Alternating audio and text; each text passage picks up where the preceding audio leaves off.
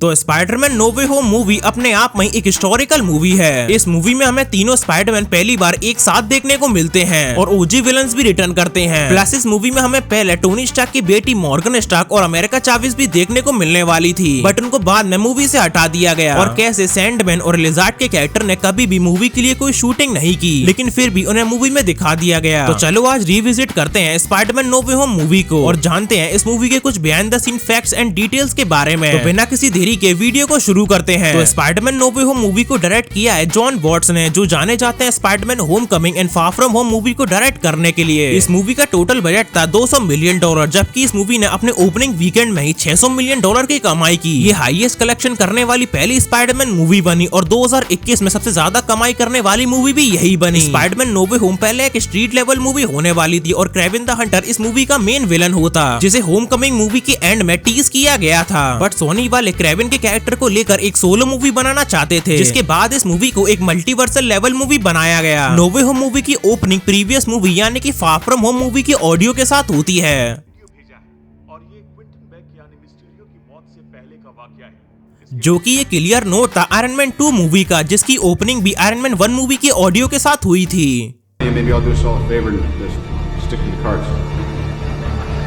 आप सभी को ये बात जानकर हैरानी होगी कि नो वे होम में दिखाया गया टॉम हॉलैंड का सूट टोटली सीजीआई था। आई मीन इस मूवी के ऑलमोस्ट हर एक सीन में जिसे इस मूवी का हाइब्रिड सूट भी कहा गया है, और इसे क्रिएट करने के लिए फिल्मिंग के टाइम पर टॉम हॉलैंड को उसका ओरिजिनल स्पाइडरमैन सूट पहनाया जाता था, जिसके बाद उस सूट के ऊपर डिजिटली इस हाइब्रिड सूट को ऐड किया जाता था। और जैसे टॉम हॉलैंड अपने ओरिजिनल सूट में मूव किया करता था, तो उसकी हर एक डिटेल एंड मसल मूवमेंट को ध्यान में रखते हुए इस डिजिटल सूट की मूवमेंट को दिखाया गया है। और एक तरह से तुम ये भी कह सकते हो कि इस मूवी में हमें टॉम हॉलैंड का सर और चेहरा ही देखने को मिला है और बाकी की बॉडी टोटली सीजीआई थी। मूवी में से कई सारे सीन्स एंड कैरेक्टर्स को हटा दिया गया। सबसे पहले तो ओजी स्पाइडरमैन के साथ हमें क्रिस्टिन डंस्ट की एमजे और एमा स्टोन की ग्वेन स्टेसी दिखने वाली थी। प्लस टोनी स्टार्क की बेटी उसका तो सीन भी शूट हुआ था एंड इवन उसके साथ हमें पेपर पॉट्स भी देखने को मिलती। और इतना ही नहीं, टॉम हॉलैंड का भाई हैरी हॉलैंड का कैमियो भी था इस मूवी में, पर इन सबको मूवी के फाइनल कट से हटा दिया गया। मूवी की स्टार्टिंग में हमें जे जोना जेमसन न्यूज ब्रॉडकास्ट करता हुआ दिखाया जाता है, तो उस टाइम उसने अपना स्टूडियो अपने घर में ही बनाया होता है। बट जब मूवी के एंड में जे जोना जेमसन को फिर से दिखाया जाता है, तो इस बार वो प्रॉपर डेली ब्यूगल स्टूडियो में बैठा होता है, जिससे हमें ये दिखाया गया था कि J Jonah Jameson as a journalist successful हो चुका है। द अमेजिंग स्पाइडरमैन मूवी में जब डॉक्टर कॉनर लिजार्ड में ट्रांसफॉर्म होते हैं, तो उसका राइट हैंड जो कि आर्टिफिशियली ग्रो हुआ होता है, उसमें 5 उंगली की बजाय 4 उंगलियां होती हैं। और इसी कंटिन्यूटी डिटेल को ध्यान में रखते हुए नो वे होम में भी लिजार्ड की 4 उंगलियों को दिखाया गया है। प्लस मूवी के फाइनल फाइट सीक्वेंस के दौरान जब ग्रीन गॉब्लिन पीटर के सामने अपने ब्लेड आर्म्स रिवील करता है, तो उसे चिढ़ाते हुए वो सीटी मारता है।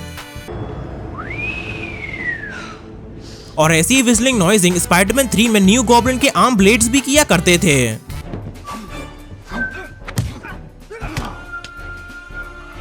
ज़ेंडेया एंड टॉम हॉलैंड के अकॉर्डिंग सेट पर जब विलियम डफो ग्रीन गॉब्लिन की एक्टिंग करते थे, तो उस टाइम इनकी एक्टिंग इतनी ज्यादा जेन्युइन एंड फैब्रिकेटेड होती थी कि सेट पर सभी उनसे डरने लगते थे। आई मीन आप इस सीन को ही देख लो, मतलब कि जो बंदा मार खाते हुए हंस रहा हो तुम उसका क्या ही उखाड़ लोगे। और ये सीन काफी हद तक सिमिलर है द डार्क नाइट मूवी के इंटेरोगेशन सीन से, जिसमें जोकर मार खाते हुए हंसता है।